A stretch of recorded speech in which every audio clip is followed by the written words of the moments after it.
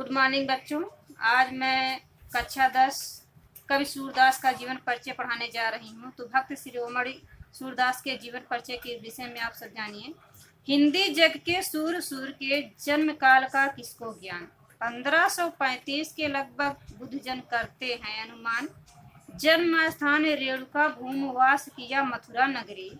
भरा सूर सागर उड़ेल कर 1.25 पद रस गगरी। दीक्षा ले वल्लभाचार्य से गाया बाल कृष्ण कीर्तन। हिंदी जग के सुर सूर है अन्य कवि सब तारागढ़। तो बच्चों, सूरदास के जन्म के विषय में बहुत विद्वानों में मतभेद है।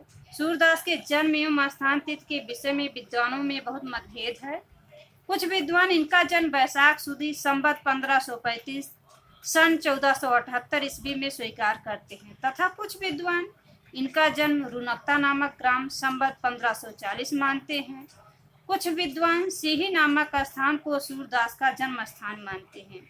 इनके पिता का नाम पंडित रामदास सारस्वत था।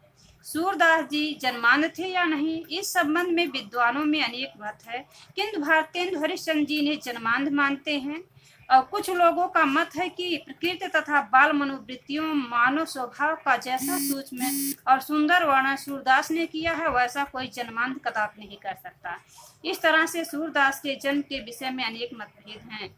सूरदास जी वल्लभाचार्य के शिष्य थे और उनके साथ ही मथुरा के गौ घाट पर श्रीनाथ जी के मंदिर में रहते थे। सूरदास जी का विवाह भी हुआ था तथा विरक्त होने से पहले वे अपने परिवार के साथ रहते थे। पहले वे विनय के पद गाया करते थे, किंतु वल्लभाचार्य के संपर्क में आकर कृष्ण लीला का गान करने लगे। कहा जाता है कि सूरदास जी से एक बार मथुरा में तुलसीदास की भेंट हुई थी। दोनों में प्रेम भाव भी बढ़ गया था। सूर से प्रभावित होकर ही गोस्वामी तुलसीदास ने श्री कृष्ण गीतावली की रचना की थी। सूरदास की मृत्यु संवत 1640 सन 1583 में गोवर्धन पर्वत के पास पारसौली नामक स्थान पर माना जाता है। वल्लभाचार्य के पुत्र विठलनाथ ने अष्टशाप की स्थापना की थी 1565 में। उन अष्टशाप कवियों में से सूरदास का सबसे अधिक महत्वपूर्ण स्थान था। इन अष्टशाप के कवियों में 8 कवि शामिल थे, जिसको अष्टशाप के नाम से जाना जाता है।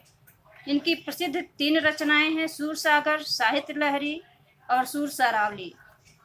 तो सूरसागर से हम आज आपको कुछ विनय के पद पढ़ाने जा रहे हैं।